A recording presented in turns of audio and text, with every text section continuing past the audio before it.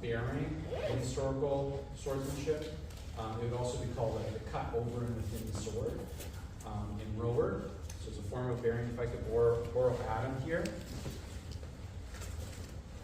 So at close distance, on outside or inside, what I'm going to do is take the blade and hit it. Okay, here's the issue is that if I leave this blade like this and I cut like this, I'm vulnerable to a potential raise.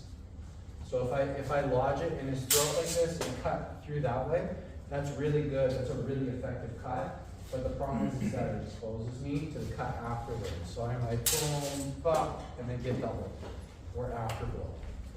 So what we're going to do in this case is we're going to take the blade, hit in, and just leave it. You can hit inside with cut number 1 and still leave the hilt out.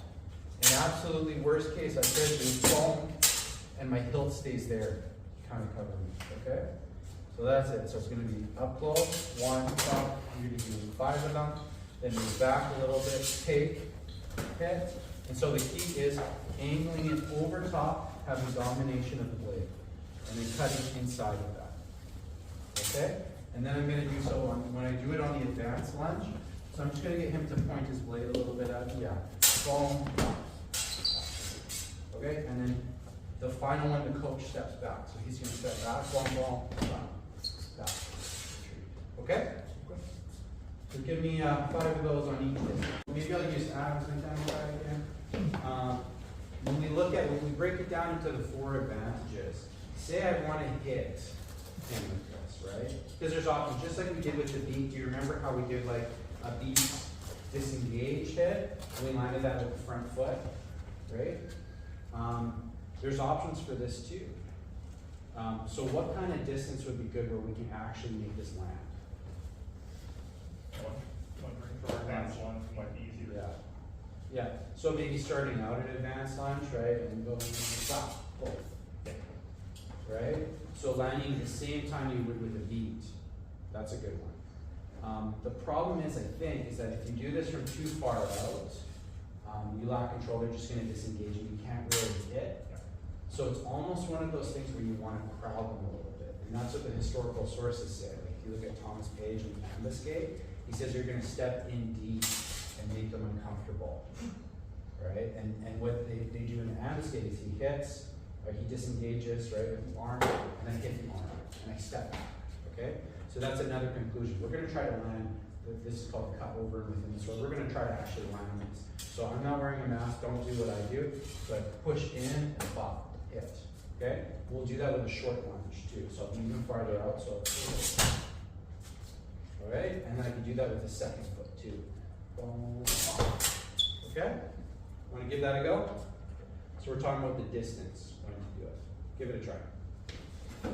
When we're talking about blade position, what's the advantages that we go for when we take someone's blade? Over top. Yeah. Strong edge. Yeah. And you're strong on air, weak. Exactly. So those are the different advantages. So over top, that means I have it angled like this. So if he pushes back against my sword, ideally, or he tries to push a cut from there, right? It'll slide right down into my barb. So this is one way of doing it the way that I showed you guys, which is a kind of like a gentle take and a hit. There's also very deep takes that we can do. So that would look something like boom here and take. And sometimes if you get close enough on that, that's when you disarm somebody, right? So you take their sword away. So those are really, really useful. And they can also make people panic if we start to go into kind of a second intention. So right now we're trying to land the first intention thing. Totally fine. But if we end up going to kind of like a second intention thing, that can really make him panic, right? He might do a big cut over, right? And hit him. Time cut. Or he could like disengage underneath, boom, and try to thrust. Something like that. Those are all things that can happen. So we can use it to set up things, okay? So I want you guys to play a little bit with the blade position and being dominant with it and not. So this is like the slight version of it that I showed you guys, and that's very classical French. So boom, hit, okay? And this is kind of a deeper one, right? Well, I could do that with the second foot if I want to. Just push it down even more. At that point, you can even hit his arm. Like you're exposing everything, if you can get that. So just play with that a little bit, okay? we're still taking the blade to the back or the front though. Yeah, so now we're gonna play it more as a game. Okay, we're gonna have one side that is just coaching, and you're just presenting your blade at different times, pointing it out. Okay, the coach is just presenting their blade. And the other person is gonna try different ways of coaching it on either side. So it could be like if Adam presents, right? It could be inside. So that's where I am. On this side, if he presents on that side again, yes, yeah, right there. What I can do is a circle tape. Okay. However I want to do it. I could even do like, so he points it again. That's a tape. Right? So give it a try. Just try a different blade position domination or dominating blade position. Really taking the blade is considered a preparation in the French school of fencing, so that would include like a lead attack, taking the blade, anything that's called a preparation. But we're just talking about like the phase where we're setting something up. We're trying to check it out. We're doing recon. So how would I include body position in that? Anybody think of it? Get into it, get the, Yeah, like right ankle onto. totally. That's a great one. So I'm out here, right, fooling around, and then I take him here. You see how that's like really dominated the blade even more?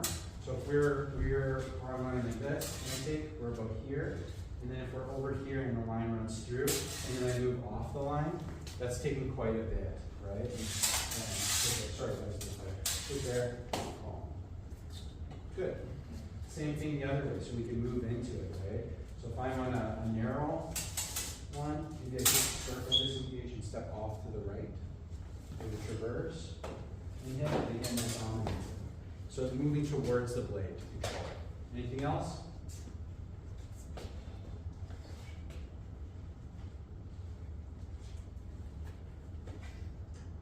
So the other one would be moving away from the blade. So we move towards it to control it, but then we could also move away from it to create the opening. So that gives me the opening, and I'm still covered here. And hopefully I can catch him when he's facing, if I can wrong foot him, and he faces the wrong way, like maybe I would take a small step here first, right? And then take another step here, and hit, that's great. That's really good stuff. So moving away from the blade, traversing here, hitting. On the other side, usually go that way.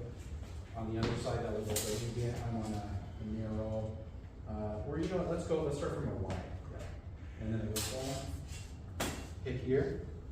And just have something between these. I should just put on a mask. We can hear you, it's okay.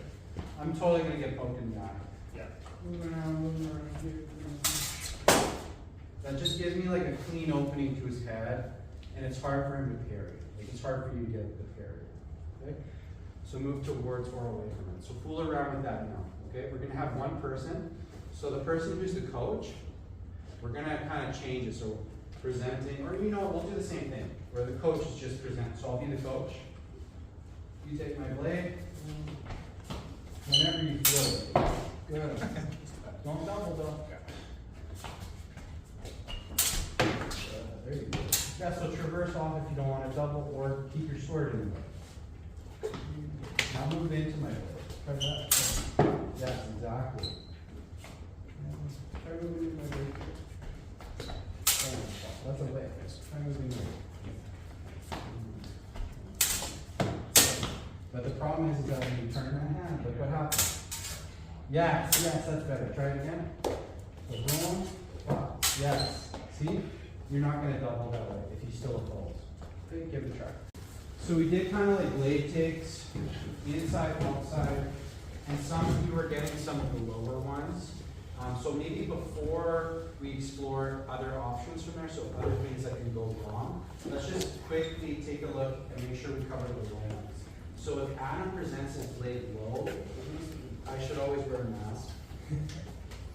If Adam presents his blade low against me, I can take it on the outside like this. This is an outside one, right? And so what I do on the take is it's just like this one, where my sword needs to angle outward so it guides it into my throat. And that's kind of the tricky part about these ones, is my sword needs to still angle outwards. If I take it and I have it in like this, I don't really have the same control, and it's easy for him to leave. Does that make sense? Whereas if we're out here, have it like this, that's really good for me. And it's hard on the inside. These inside blade takes are hard, so if he does it on the inside below. This one's hard too, but it's okay, right? So I do the same thing, I point it off to the side, and from there I can thrust him. The other thing that's common in broadsword is if I don't get caught in there, which I probably won't, I turn the hand and hit. And so that's called the cut under the sword, cut under and within. And sometimes it's done with an expulsion, right? Like that. Okay? So you can't cut, you can't thrust. I would say most of those, the safest thing to do is thrust. And even in the broadsword sources, they usually say to do that. Okay? So if I he ends up presenting well, okay. Okay? So just give that a couple low inside, a couple low outside, just so you get a feel for it. Not super important, it doesn't always happen, but it may happen. So let's try it. I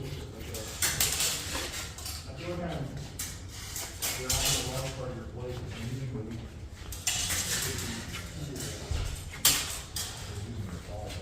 I'm using the bolt, yeah. So use the bolt that's a little bit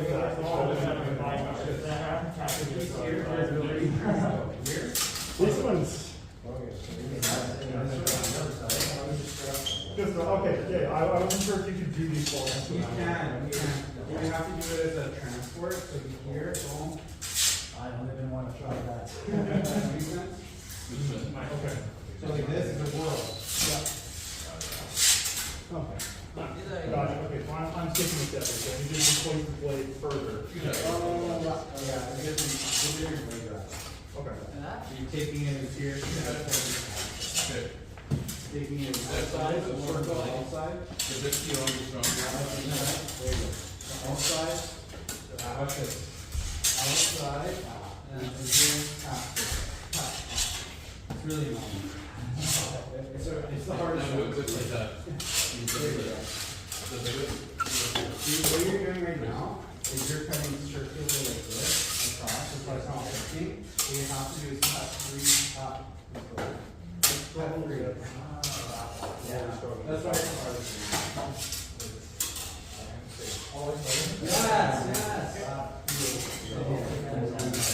This one No, Like you said, like the last one. turn it over. Like when you bring up a Yeah.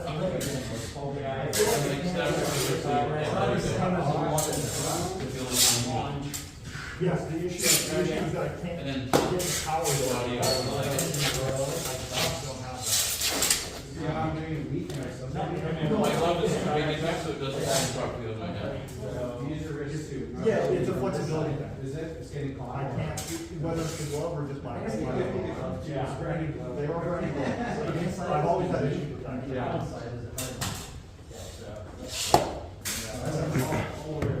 And then we'll find ways to use that to our advantage, because maybe if somebody doesn't, maybe if they're really good at defending, like a cut over the sword after a blade take, you can actually use that, right? You can turn their strength into something that you exploit.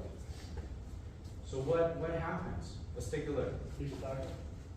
What's that? People back up. People back up, yeah, exactly. Cool. So what do you do if somebody backs up?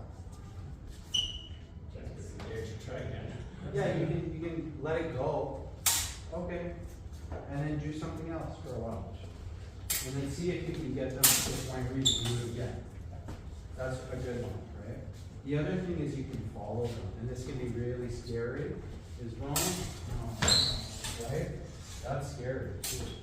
Follow them. Okay, what else can go wrong? They can do everything a lot of people do not like that, let you engage their blade in any way, shape, or form, so they'll always try to disengage around it. Yep. Which, if you're trying to constantly, then you end up being in a chase. So they would avoid your blade, or they would do something called déroulement disengages. So if I go for Adam's blade, he's really good at avoiding it. I can't really get anything I want. He falls back like that, yeah. Right? Okay, so that comes down to timing. How will we beat that with timing? So that means that the only time that we can take somebody's blade is what we've been practicing the whole time, timing, right? Which is timing their blade movement forward. Because when they're moving their blade forward, they can't pull it back at the same time, and then it makes it easier to grab it. So as he does it, he can still avoid, so he can push forward and he can still avoid potentially, right? But it's harder to He pushes forward, boom, that's my time. That's my time. Do it again. That's my time. Okay? And then the other, that comes up with the next one. What happens if he does that? So I take his blade, and he disengages over. What do you want to do? Hit me? Exactly. So in that case, what do you think I should do? Vertical. Exactly. So if I know he's somebody that does that, exactly. Right? Or counterattack. That's even better. What else might they do?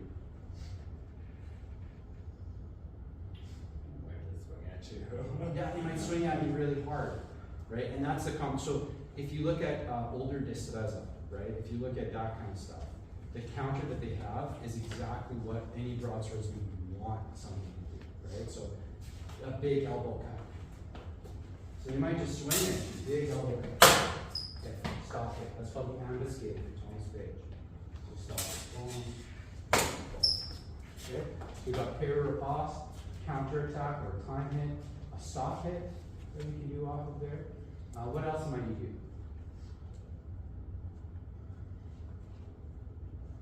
Anything else? Maybe a disengage under and thrust, right? So I take home, he disengages under and thrust. What should I do?